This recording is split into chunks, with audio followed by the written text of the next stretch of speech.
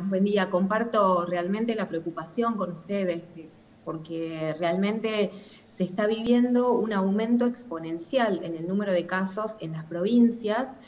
Fundamentalmente hay 3 provincias que están, digamos, en el foco, en el epicentro de la epidemia. Una de ellas es Tucumán, la otra es Santa Fe y la tercera es Córdoba. Pero efectivamente, y hablando de Tucumán, la impresión que yo tengo es que Tucumán está viviendo en este momento lo que vivimos nosotros hace un par de meses, ¿no? Acá en Cava, en AMBA, en donde vimos un crecimiento muy sostenido en el número de casos, eh, con una tensión del sistema sanitario y, por supuesto, obvio, con las diferencias, ¿no?, que existen en cuanto al sistema sanitario acá en Buenos Aires versus lo que sucede en Tucumán, ¿no? Y yo creo que acá es muy importante recalcar 2 o 3 cosas que son fundamentales. Una, por un lado, es la intensificación del testeo, que hay que llevarlo a su máxima expresión, ¿no? O sea, a la máxima capacidad posible de testeo, ya sea a través de la PCR, que es el método, digamos, gold standard, es decir, el método de elección para el diagnóstico, pero también a través del método rápido que se hace por medio de antígenos, ¿sí? Entonces, hay que tratar de testear lo máximo posible porque el testeo nos permite identificar a los casos y establecer las medidas de control de foco. Más allá de eso, la gente tiene que tener claro que a mayor movilidad ciudadana, mayor riesgo de transmisión. Claro. O sea, el virus no está en la casa. Ajá. Salimos a la calle y ahí lo encontramos al virus y lo llevamos a casa y a nuestros contactos. O sea, este virus es un virus que se transmite por contacto estrecho, sobre todo a menos de 1 metro y medio, a través de gotas que emitimos al hablar, toser o estornudar, y que en algunas ocasiones esto puede ser un poco más peligroso porque se pueden emitir aerosoles. Los aerosoles son partículas un poco más livianas que pueden permanecer en el aire un tiempo más, tal vez un par de horas. Y esas partículas se pueden generar, por ejemplo, al cantar, al gritar, tal vez también al estornudar. Entonces, esas partículas pueden ser responsables de eventos de supercontagio. Es decir, si yo hago algo que no debo, ¿no?, que es reunirme con otra familia o con amigos en mi casa, compartimos un espacio en el quincho, por decirles algo que Claro. seguramente está sucediendo, y de repente hay una persona que está infectada, que no lo sabe, ¿no? Porque por supuesto, si tiene síntomas, sería muy malo que esa persona asista a un evento que además no está permitido, ¿no? Pero si, digamos, si esa persona está sintomática pero tiene el virus en su faringe y se están conversando, hablan en voz alta, se ríen, se relajan todas las medidas, no hay tapabocas, se persiste un tiempo prolongado en contacto con otras personas, de ese evento pueden surgir varios contagiados. Por lo tanto, mi recomendación fuerte es lo que ustedes ya conocen, ¿no?, pero nunca está de más destacar, es evitar las reuniones sociales y especialmente en espacios confinados. Si necesitamos hacer un encuentro con algún amigo, con algún familiar o con un grupo pequeño, hay que hacerlo al aire libre, y no al aire libre en el jardín de mi casa, sino que hay que usar el espacio público. ¿Por qué el espacio público? Porque en el espacio público el aire corre y permite que cualquier partícula que se emita se diluya. Entonces, evitar las reuniones sociales en las casas. Realmente en este sentido hay que tener muchísima conciencia social, muchísima responsabilidad, porque además, por más que uno piense que uno va a tener un cuadro leve o que no le va a pasar nada, la realidad es que no siempre pasa eso. A veces los cuadros nos sorprenden en personas jóvenes, pero además tiene que haber una solidaridad transgeneracional. Tenemos que cuidar a nuestros mayores, a nuestros adultos, a personas que tienen alguna otra enfermedad y que por lo tanto tienen mayor riesgo de enfermar y morir. Bien, doctora, Entonces, y ahí yo le escucho atentamente y siempre le escuché decir que en realidad el virus se transmite de persona a persona. sí.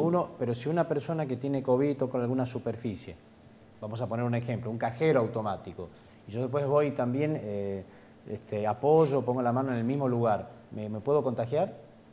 Sí, es decir, el ambiente en una primera etapa de la pandemia, cuando esto comenzó, se le dio una importancia muy trascendente que después se vio que realmente no tiene. O sea, el ambiente es responsable de alrededor del 10% de las transmisiones. Y la realidad es que para que una superficie sea contagiante, la persona infectada tiene que haber, recolectado secreciones de su nariz, de su boca o de sus ojos, tocar esa superficie, y tiene que pasar muy poco tiempo también entre que otra persona toque esa superficie y lleve su mano a la cara. Por eso también la insistencia en el lavado frecuente de manos. Bien. Y el otro dato que no lo mencioné hace un rato, pero que ustedes también lo conocen, ustedes y las personas lo conocen, es el tema del tapabocas. Sí. El tapabocas no es algo caprichoso, o sea, realmente ha demostrado tener una importancia estratégica, porque funciona como una barrera, evitando que el que está sintomático o el que está en una fase presintomática transmita la infección y contamine el aire, contamine el medio ambiente, ¿sí? Y también tiene un rol de protección.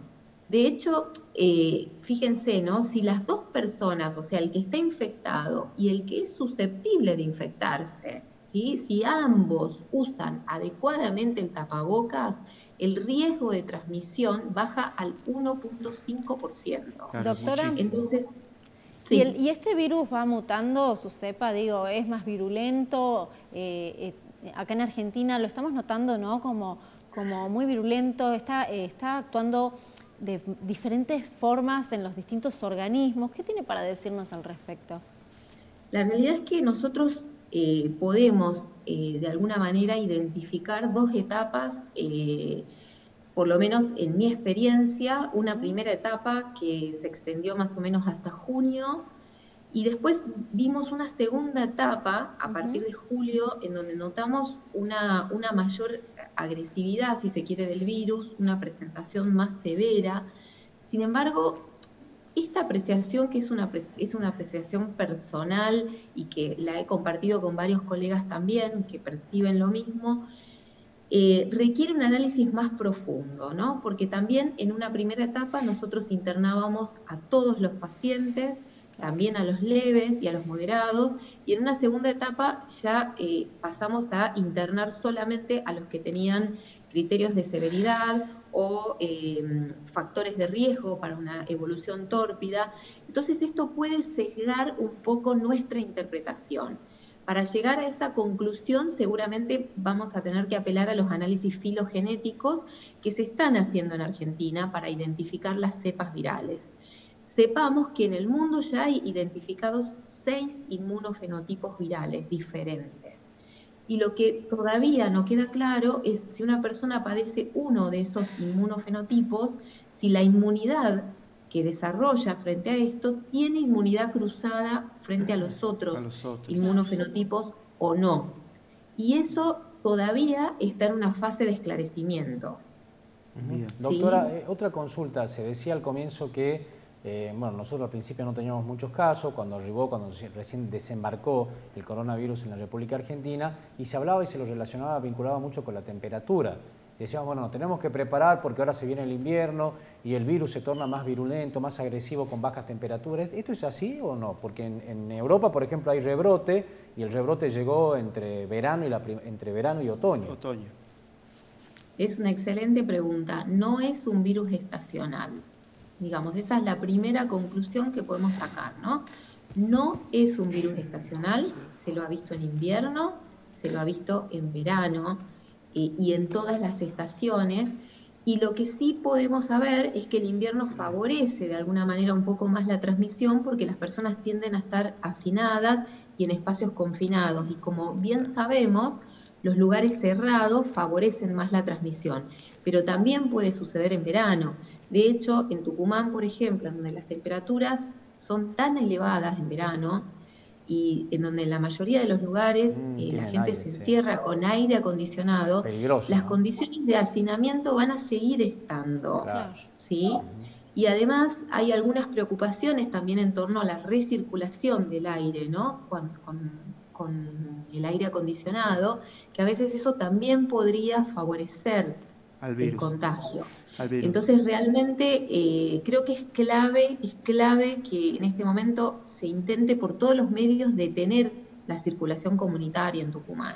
Doctora. Tanto las personas como las autoridades, Bien, sí. Y a veces las autoridades tienen que tomar medidas que son antipáticas, que tienen costo político, pero realmente son de mucha ayuda, ¿no? Sobre todo en lugares reducidos, en donde uno tiene el control de la movilidad ciudadana.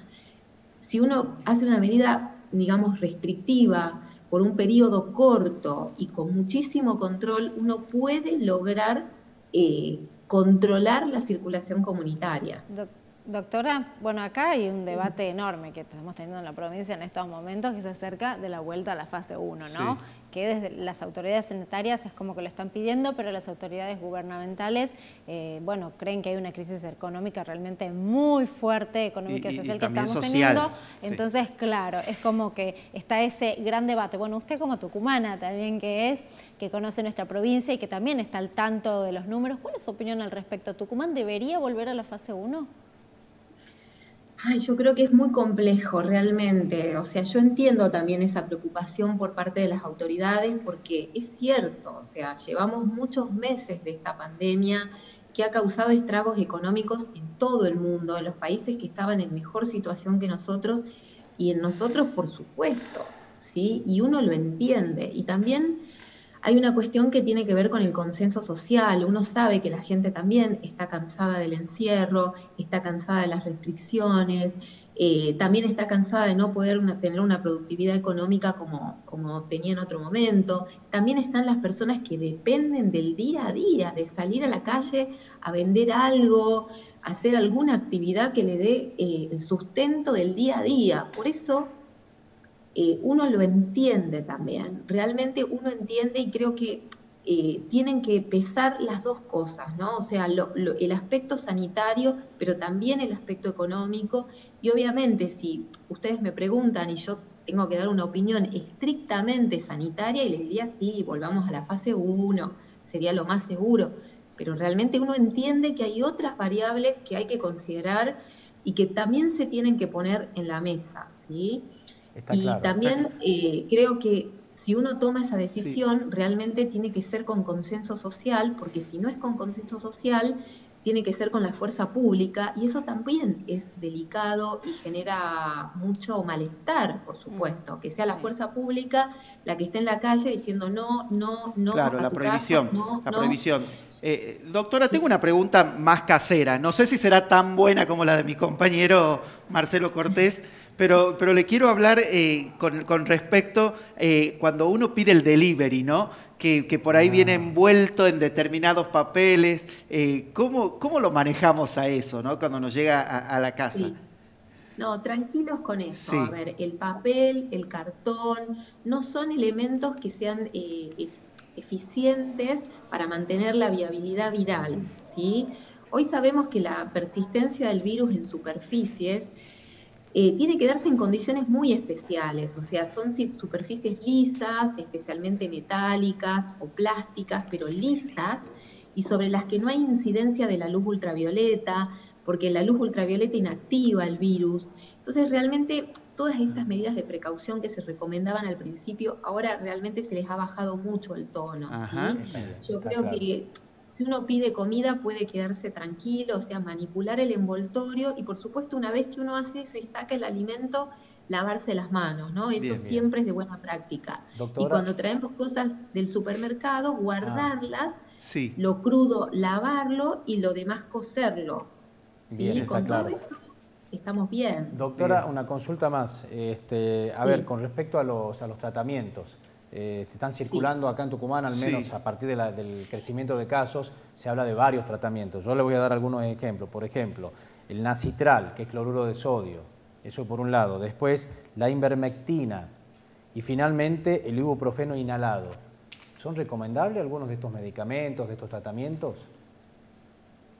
Miren, realmente ninguno de los medicamentos que ustedes han mencionado sí. todavía han demostrado efectividad clínica en estudios apropiadamente diseñados para esta finalidad, ¿sí?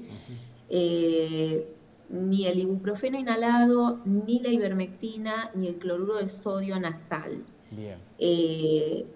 A ver, específicamente con la ivermectina hay un estudio que se está desarrollando, pero que tiene una falla metodológica, que es que no tiene un grupo control, que se vaya desarrollando en forma paralela al grupo de intervención terapéutica. Y es por eso que los resultados van a ser de un nivel de evidencia, de una calidad de evidencia inferior, realmente, ¿sí? Para uno poder decir que un medicamento tiene eficacia clínica, tiene que haber sido sometido a una investigación que tiene que tener, por un lado, la aprobación de las autoridades regulatorias, en este caso el ANMAT, tiene que tener la aprobación de un comité de ética independiente, ¿sí? O sea, no solo el comité de ética de mi hospital, sino que tiene que ser un comité de ética independiente que evalúe el estudio y que determine que es ético llevarlo a cabo. Y sobre todo tiene que haber un grupo control con el cual se pueda establecer si la mejoría que se le atribuye al medicamento es por el medicamento y no es por simplemente casualidad. Ajá. Entonces, lo que nosotros recomendamos desde la Sociedad Argentina de Infectología es evitar la utilización de medicamentos con uso compasional, ¿sí? Porque esa es la terminología que se utiliza, y tratar de utilizarlos siempre en el marco de ensayos clínicos. O sea, en el marco de estudios, de investigación, tratar de utilizarlo en ese marco. Hasta la fecha actual solamente hay 2 medicamentos que tienen demostrada eficacia y les voy a comentar brevemente. Uno es el corticoide, la dexametasona, pero no para todos los pacientes, sino para aquellos pacientes que requieren oxígeno, es decir, aquellos que requieren algún tipo de intervención respiratoria, desde oxígeno para arriba hasta ventilación mecánica. ¿Está bien? Sí. En esos pacientes, la utilización de corticoides ha demostrado que reduce la mortalidad. Después hay otro medicamento que es un antiviral, que en Argentina se está utilizando solamente en el marco del estudio Solidaridad, que se llama Remdesivir. Es un antiviral específico que tendría actividad en la primera fase de la enfermedad, en la fase replicativa, y que lo que ha demostrado hasta el momento, lo único que ha demostrado es que hay un acortamiento hasta la mejoría clínica. Se ve como una cierta tendencia en cuanto a una reducción de la mortalidad, pero esto todavía tampoco está demostrado para este medicamento. La verdad que, doctora, es muy interesante. Nada más. Bien, muy interesante escucharla. Tendríamos todo el día haciendo preguntas. Y la última, le rogamos una respuesta breve, porque acá la gente ha salido a comprar, por ejemplo, se habla también que hace muy bien la vitamina C y D, ¿sí? Por el tema este del virus. ¿Qué nos puede decir? A ver, hay algunos estudios retrospectivos que también tienen varios cuestionamientos metodológicos que sugerirían que los pacientes que tienen hipovitaminosis D tendrían una evolución peor. Sin embargo, les digo, realmente tampoco hay evidencia que sustente que usar vitamina D previene la infección o que mejora el curso clínico. ¿Sí? Sin embargo, vitamina D, vitamina C y cloruro de sodio nasal son cosas que tienen más inocuidad respecto a otros fármacos que pueden causar efectos tóxicos, adversos y severos que pueden ser hasta incluso peores que la propia enfermedad. Quedó clarito. Bueno, doctora, muchísimas gracias. Muchas gracias. Buen viernes. Un placer escuchar. Por nada, que tengan buen fin de semana y la gente, por favor, conciencia para poder parar este virus.